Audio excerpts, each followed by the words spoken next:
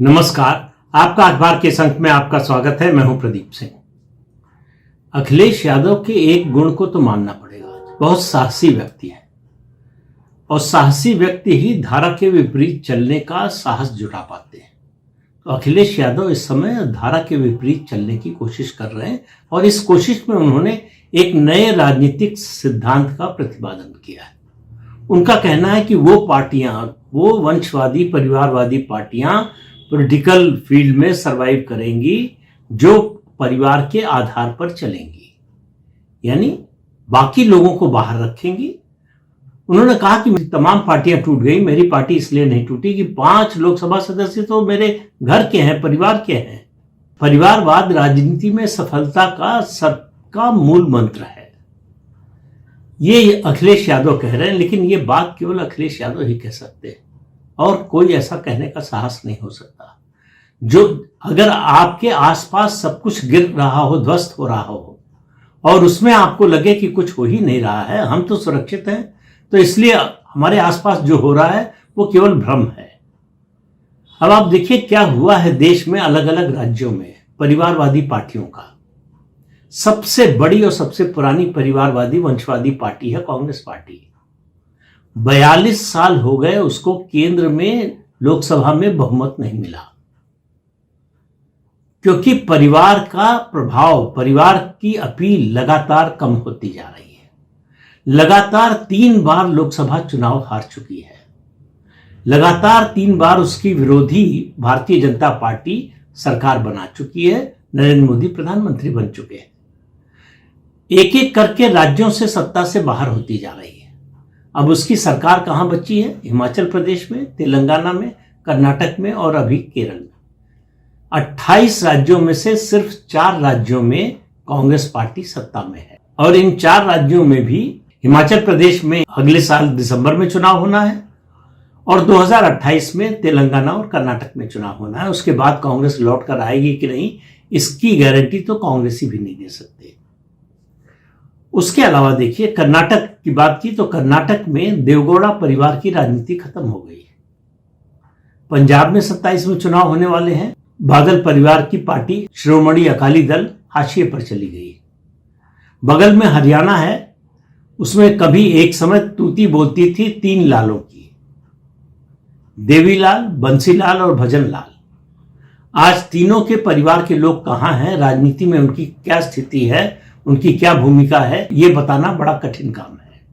इसी तरह से बिहार में देखिए, राष्ट्रीय जनता दल लालू प्रसाद यादव की पार्टी लगातार 15 साल तक सत्ता में रही बिहार में।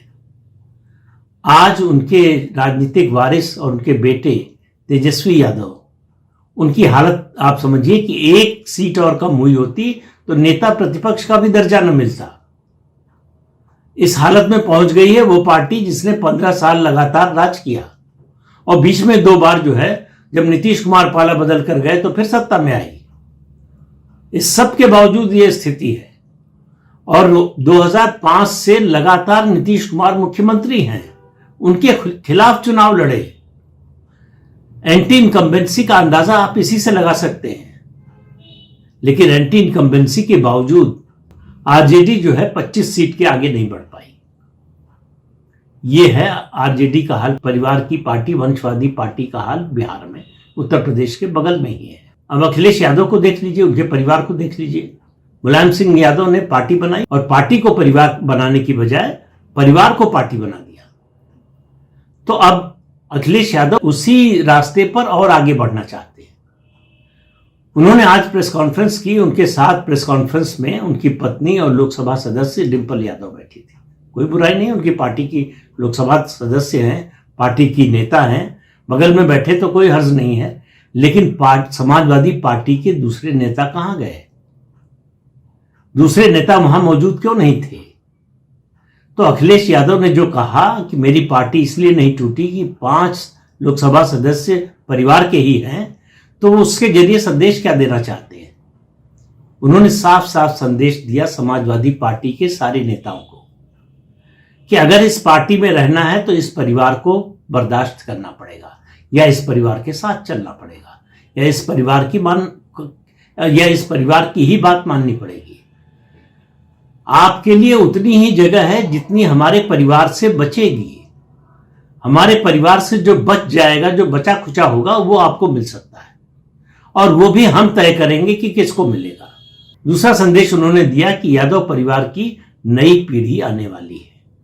ये भूमिका बना रहे अखिलेश यादव कि अगर 5 सदस्य हैं और पार्टी नहीं टूटी, तो आप कल्पना कीजिए अगर 7 हो जाएंगे तो पार्टी कैसे टूटेगी।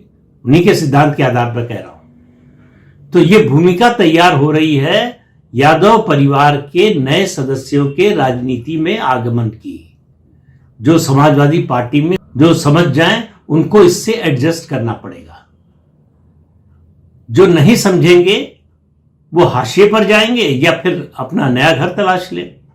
अखिलेश यादव ने साफ कर दिया कि वो अपने इस सिद्धांत से नहीं हटेंगे। उन्होंने घोषणा कर दी है कि समाजवादी पार्टी मतलब मुलायम सिंह यादव, और मुलायम सिंह यादव को भी तो उन्होंने निकाल ही दिया था पार्टी से, राष्ट्रीय अध्यक्ष पद से हटा दिया।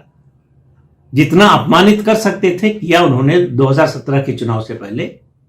और खुद अखिलेश यादव, उनके नेतृत्व में जो 2 विधानसभा चुनाव हुए, दोनों चुनाव वो हार गए। पहला चुनाव तो जब मुख्यमंत्री रहते हुए लड़ा तो बहुत बुरी तरह हारा, 47 सीट पर आ गए। विपक्ष का नेता रहते हुए लड़ा तो 111 सीट मिली। यानी अभी तक की उनकी उपलब्धि विधानसभा चुनाव में 111 सीट की है अधिकतम। लोकसभा चुनाव में जरूर 24 में उनको 37 सीटें मिली। 2014 में 5 सीटें मिली, 2019 में भी 5 ही सीटें मिली, लेकिन 2024 में उनको 37 सीटें मिली। और वो केवल परिवार के आधार पर नहीं हुई, बहुत सारे फैक्टर्स थे। उसमें एक फैक्टर ये भी है कि कांग्रेस से उनका गठबंधन हुआ,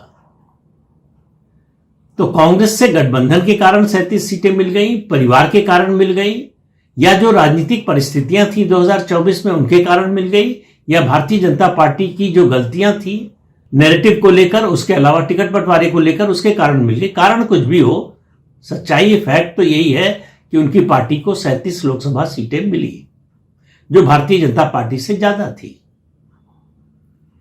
अब उसी के आधार पर अखिलेश यादव को लगता है कि अब उनका कारवां रुकने वाला नहीं है। उन्होंने ये कहा कि हम सत्ता में आए तो महिलाओं की सुरक्षा का प्रबंध किया जाएगा। अब मुझे नहीं मालूम उत्तर प्रदेश की महिलाएं इसे सुनकर हंसेंगी या फिर रोएंगी। समाजवादी पार्टी के शासन में सबसे ज्यादा अगर किसी ने झेला है तो महिला वर्ग ने झेला है, महिलाओं ने झेला है, क्योंकि परिवार महिलाएं चलाती हैं। अब परिवार की सुरक्षा की चिंता सबसे ज्यादा उनको होती है, सभी को होती है, लेकिन सबसे ज्यादा महिलाओं को होती है। उनको मालूम है कि समाजवादी पार्टी के शासन में उनके परिवार के साथ क्या हुआ, उनके परिवार को किस तरह के संकट का सामना करना पड़ा, किस तरह से डर के माहौल में जीना पड़ता था। ये सब मुझे नहीं लगता कि कोई महिला भूल जाएगी, और जो भूलता नहीं है वो माफ भी नहीं करता है। तो मुझे नहीं लगता उत्तर प्रदेश की महिला मतदाता समाजवादी पार्टी के शासन को भूलने या उससे माफ करने के लिए तैयार होगी।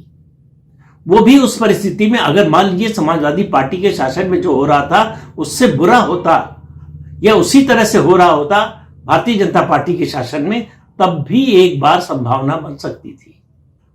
लेकिन जितना सुरक्षित महिलाएं आज महसूस कर रही हैं उत्तर प्रदेश में, शायद ही कभी महसूस हुआ हो। युवतियों से पूछ लीजिए, उनकी मां से पूछ लीजिए, उनकी दादी और नानी से पूछ लीजिए, उन्होंने अपने जीवन में सबसे ज्यादा सुरक्षित कब महसूस किया था। इस सवाल का जवाब ही 2027 के विधानसभा चुनाव का नतीजा बताएगा। तो अखिलेश यादव को लगता है कि अगर डिंपल यादव उनके बगल में बैठी होंगी तो महिलाएं आश्वस्त हो जाएंगी। ये जो टोकनिज्म है, इससे राजनीति नहीं बदलती, इससे समाज नहीं बदलता, इससे समाज की सोच नहीं बदलती। अगर आपका भरोसा केवल अपने परिवार पर है, जब आपने कहा कि 5 सदस्य हमारे परिवार के थे इसलिए नहीं टूटी, मतलब जो परिवार के सदस्य नहीं हैं उन पर भरोसा नहीं है। अगर 5 सदस्य परिवार के नहीं होते तो पार्टी टूट जाती। यानी परिवार के बाहर के सदस्यों पर विश्वास नहीं करना चाहिए। विश्वास किसी पर किया जा सकता है तो सिर्फ परिवार के सदस्यों पर। अखिलेश यादव ये बयान देकर, ये बात बोलकर आखिर कहना क्या चाहते हैं? और उन्होंने तो तारीफ भी कर दी कि भाई पारिवारिक और वंशवादी राजनीति के फायदे भी होते हैं, और ये फायदा उन्होंने बताया।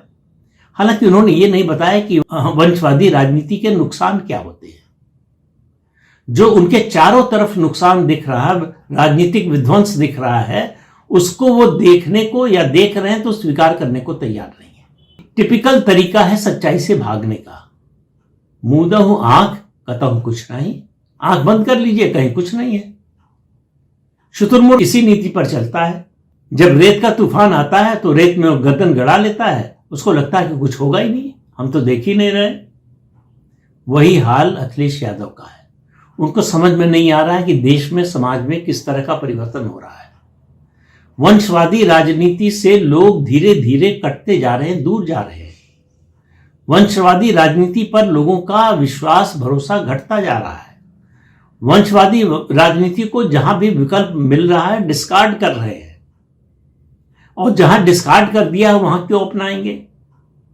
अगर अखिलेश यादव सोचते कि भाई क्या कारण है कि 2014 हार गए, 2017 हार गए, 2019 हार गए, 2022 हार गए, 2024 में थोड़ी सफलता मिल गई, तो उनको लगता है कि ये जो 4 हार थी ये अपवाद था, 2024 की जो जीत है वो नियम है। तो अगर आप अपवाद को नियम मान लेंगे और नियम को अपवाद, तो फिर आप कहां पहुंचेंगे, इसका अंदाजा सहज ही लगाया जा सकता है। तो चुनाव सर पर है और अखिलेश यादव अपनी दुनिया में जी रहे हैं। उनको लगता है कि वो जो कहेंगे उसी को लोग मानेंगे। आजकल, अभी तक वो हमला करते थे मुख्यमंत्री योगी आदित्यनाथ पर, आजकल वो प्रधानमंत्री पर भी हमला करने लगे। उनको लग रहा है कि प्रधानमंत्री पर हमला करने से उनका वोट बढ़ जाएगा। केंद्र सरकार के खिलाफ कई मुद्दों पर जो नाराजगी है, उनको लगता है उसका फायदा उन्हें मिल जाएगा। जगह खाली होती है तो उस जगह को भरने का मौका उसे ही मिलता है जिसके पास उसकी योग्यता हो। अयोग्य व्यक्ति से वो जगह नहीं भरी जाती। तो इसलिए अखिलेश यादव को अगर लगता है, एक तो पहली बात यह है कि उनकी पार्टी की कोई राष्ट्रीय भूमिका नहीं है, 37 सांसद लेकर भी लोकसभा में उनका कोई प्रभाव दिखाई नहीं दिया, राष्ट्रीय राजनीति में उनकी कोई पूछ नहीं है। 28 सीट लेकर ममता बनर्जी राष्ट्रीय राजनीति के केंद्र में आने की कोशिश कर रही थी। अगर वो ये विधानसभा चुनाव ना हारी होती तो आ भी गई होती, राहुल गांधी को भी पछाड़ दिया होता। लेकिन अखिलेश यादव राष्ट्रीय राजनीति में अपनी कोई जगह नहीं बना पाए, और ये उनके लिए सुनहरा अवसर था। अब उनकी पार्टी को कभी लोकसभा में 37 सीटें नहीं मिलने वाली हैं। कोई और नेता होता तो इसको मानता कि भूतो न भविष्यति, इस मौके को अपने दोनों हाथ से पकड़ लो।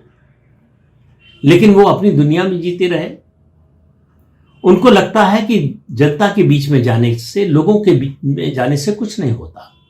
पार्टी के दफ्तर में बैठकर हंसी मजाक करो, चुटकुले सुनाओ, और कुछ चुटकुले उनके लोग जो बनाकर देते होंगे उनको सोशल मीडिया पर डाल दो, सोशल मीडिया पर ट्वीट कर दो, कुछ भी किसी पर व्यंग कर दो, किसी पर छीटाकशी कर दो। बस इसी से चुनाव जीता जा सकता है। सोशल मीडिया से चुनाव जीते जाते हैं। हाल के दिनों में ये देखने को मिला है कुछ। मैं तब भी इसको अपवाद ही कहता हूं। लेकिन वो जीत पाते हैं जो सोशल मीडिया के जरिए एक नया नैरेटिव खड़ा कर पाते हैं, एक नए विजन को पेश कर पाते हैं। अखिलेश यादव ने क्या किया है पिछले 9.5 साल में, वो बताएं कि उत्तर प्रदेश में दूसरी सबसे बड़ी पार्टी, मुख्य विपक्षी दल होने के बाद उनकी उपलब्धि क्या है। राजनीतिक उपलब्धि की बात कर रहा हूं।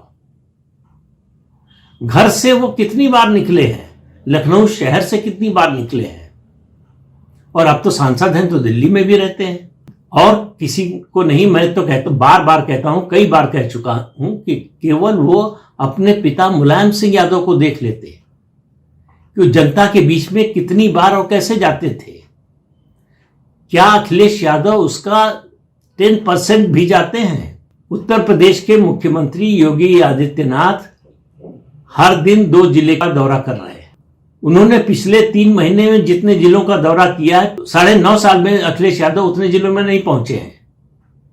लेकिन उनको लगता है कि उनका ट्वीट जो है गांव में बैठा हर आदमी पढ़ता है और उसको मानता है और उसी के आधार पर वोट दे देगा और उसी को पढ़कर वो भारतीय जनता पार्टी को रिजेक्ट कर देगा। तो परिवारवाद का ये नया सिद्धांत देकर उन्होंने सबसे पहले अपनी पार्टी के नेताओं कार्यकर्ताओं को बताया है कि तुम्हारी कोई जगह नहीं है, जो भी जगह है वो हमारे परिवार से बची हुई जगह वो तुम्हें मिल सकती है। तो ऊपर के सारे पद जो है वो आरक्षित हैं यादव परिवार के लिए। तो अब तो अखिलेश यादव को अपनी पार्टी का नाम बदलने पर भी विचार करना चाहिए। क्या नाम होगा, समाजवादी पार्टी के जो समर्थक है उनको सुझाव देना चाहिए अखिलेश यादव को। इस अंक में इतना ही, अगले अंक में फिर मिलेंगे किसी नए मुद्दे के साथ। तब तक के लिए अनुमति दीजिए, नमस्कार।